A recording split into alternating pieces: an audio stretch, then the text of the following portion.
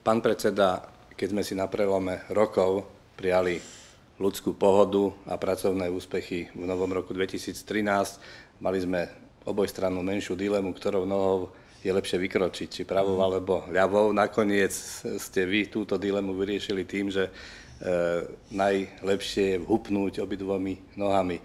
Takže zrejme aj v tomto duchu by sme mohli odvíjať našu debatu. Takže priamo k veci, čím v prvých týždňoch žije Úrad pre Slovákov žijúcich v zahraničí? Žijeme novým rokom, žijeme pokračovaním našej činnosti. My nie sme, preto som povedal, ak by ste obrazne povedali, dvoma nohami, pretože všetko to, čo sme robili v roku 2012, je spojené s tým, čo budeme robiť v roku 2013 a myslím, že aj v ďalšom období. Chceme sa zamerať v tomto najaktuálnejšou vecou, samozrejme v tomto období sú dotácie. Dotačný systém, ktorý by som rád všetkých krajinov tiež upozornil a požiadal, aby si tejto veci venovali pozornosť, lebo výzva bola zverejnená začiatkom decembra a podávanie žiadostí návrhov projektov je do konca januára tohto roku. Následne bude ďalšia procedúra. Máme záujem tak, aby sme ten proces zrýchlili aj s využitím tých najmodernejších technológií elektronického spracovania žiadosti, aby sme mohli prvé platby, keď poviem ambiciozne, spustiť okolo 15. mája. Pán predseda, práve v snahe zjednodušiť a istým spôsobom nastoliť akúsi priamočiarosť od zadávateľa k nášmu úradu sa vylepšila technická stránka tohto procesu. V čom spočíva, keby sme toto mohli trošku aj krajanom priblížiť? To vylepšenie spočíva tak, že sme sa prispôsobili tomu súčasnému trendu, a to je tá, ako som už spomínal, tá elektronizácia. Návrhy, prihlášky sa podávajú elektronicky, čo nám aj krajanom umožňuje byť veľmi operatívny, flexibilný v tom spracovaní týchto prihlášok, aby sa nám proste komunikácia mimoriadne zrýchlila, pretože takouto formou sa to dá vyriešiť oveľa rýchlejšie ako poštou alebo cestovaním. Z druhej strany tento spôsob samozrejme vyžaduje určité procedúry zachovania postupov, takže toto tiež chcem upozorniť, že zase až také celkom automatické to nie je, že tu treba venovať aj z našej strany, aj zo strany predkladateľov pozornosť tomu, tej procedúre, ako sa to všetko zabezpečuje. Takže ja si veľmi veľa sľubujem od tohoto kroku s tým, že budeme mať snáď o tom lepší prehľad, ako sme mali doteraz.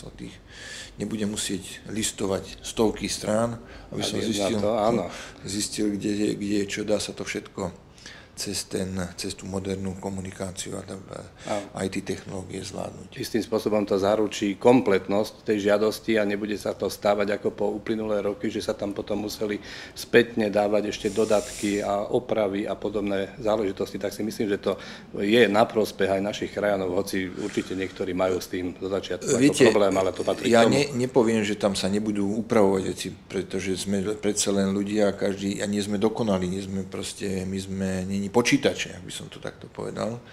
Takže my tie žiadosti potom 31. januári posúdime a budeme komunikovať s predkladateľmi v tých veciach, ktoré súvisia s doplnením alebo upresnením toho, alebo naplnením tej žiadosti do jej teda kompletnej podoby. Takže tu určitá komunikácia zostáva aj na nás teda a je činnosť zo strany navrhovateľov a predkladateľov. Áno, takže to je k zadávaniu žiadostí.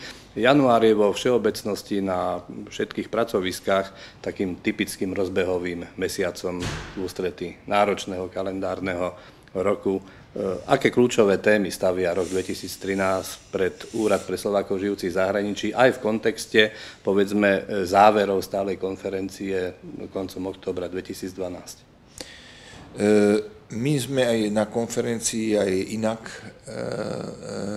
oznámili alebo dali na verejnú známosť, tak povediať, že našou ambíciou je pripraviť novú koncepciu štátnej politiky vo vzťahu k Slovákom žijúcim v zahraničí, ktorú by sme chceli pripraviť v rokoch 2013-2014. Našou ambíciou je to zvládnuť v kratšom čase samozrejme, ale tu závisí všetko od toho, ako budeme schopní urobiť dobrú koncepciu, tak, aby to odrážalo aj tú komunikáciu s krajinami. Na tejto téme chceme popracovať, aby sme vytvorili aj metódu aj spôsob, akým na koncepcii pracovať a zozbierať všetky poznatky, ktoré sú potrebné, aby sa v novej koncepcii odrazili. Ďalej je to, s koncepciou súvisí samozrejme príprava nového zákona. Ten je samozrejme v budúcom období, bude aktuálnejšou témou pre nás, čím sa budeme zaoberať, ale v súčasnosti takisto sa pripravujeme už na tie aktivity, ktoré nás čakajú aj v tomto roku.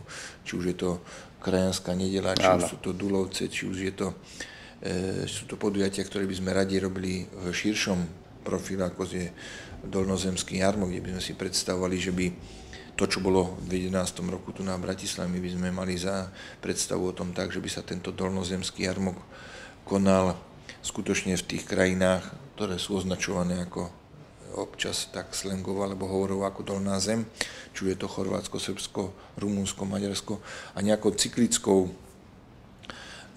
procedúrou by sa to menilo. Systém jarmokov menil a v akomsi cykle by sa konal aj v Bratislave.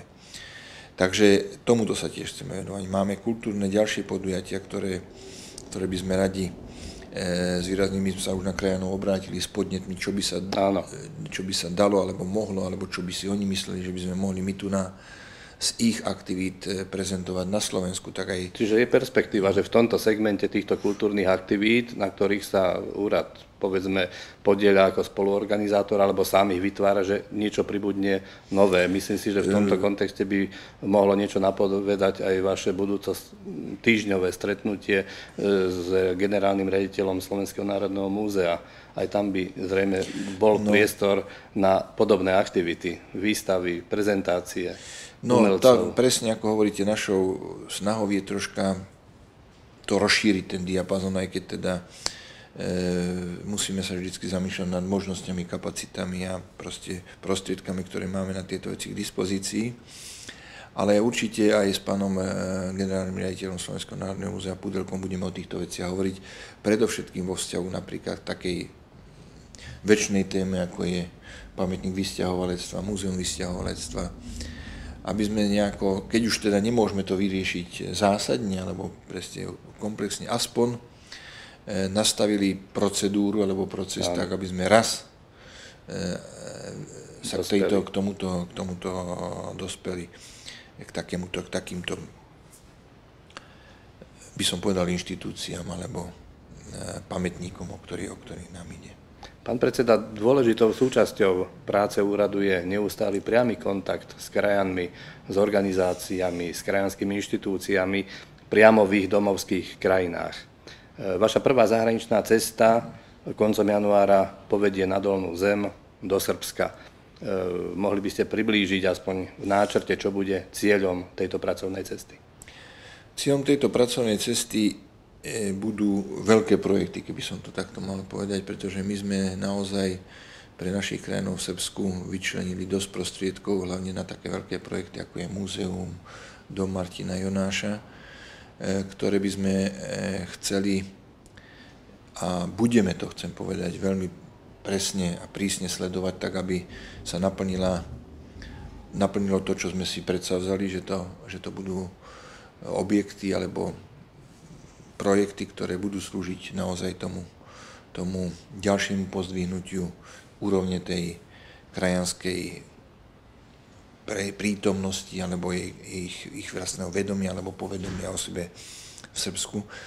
A tieto projekty samozrejme, pretože to sú veľké projekty, nie sú také jednoduché a treba sa k ním vracať, aby sme ten proces nastavili tak, aby sme dosiahli to, čo je našim zámerom v tejto veci.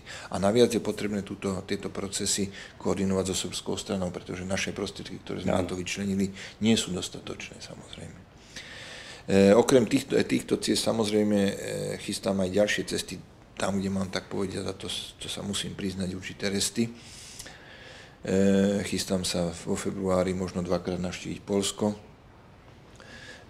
následne Rumunsko, Česko by sa malo dostať do tej pozornosti väčšej, predovšetkým z hľadiska máme záujem oživiť, ako bolo aj viackrát zaznelo na stálej konferencii, výzva zo strany krajinov, činnosť školskej komisie, tomuto sa chceme venovať, aby sme vedeli, ako a čím môžeme my k tejto téme výučby slovenčiny, slovenského jazyka prispieť, tak to chceme venovať aj z hľadiska, povedzme, tých parametrov, ktoré súvisia s našim členstvom v Európskej únii. Budeme si mapovať situáciu, ako jednotlivé členské štáty Európskej únie majú vo vlastnom zákonodárstve riešené zabezpečenie teda tých potrieb identity Európanov, povedzme nie občanov daného štátu v tom štáte, kde sa pracujú, žijú, aby tieto ich potreby boli uspokojené. Takže toto sú také najaktuálnejšie výzvy a samozrejme chceme vnútorne skvalitňovať činnosť nášho úradu s tým, aby ten systém fungoval stále lepšie a lepšie, aby sme mali, aby to zahlcovanie, ktoré tu vzniká prirodzene, sme dokázali riešiť aj už spomínanou výpočtovou technikou stále lepšie. Pán predseda, želám vám veľa odhodlania a síl do tejto práce, veľa úspechov na spomínaných rokovaniach počas zahraničných pracovných ciest a teším sa na stretnutie pred našou kamerou. Ďakujem. Všetkých pozdravujem srdečne a želám do nového roku veľa zdravia, síl, vitality, nápadov a vytrvalosti. Všetko dobré.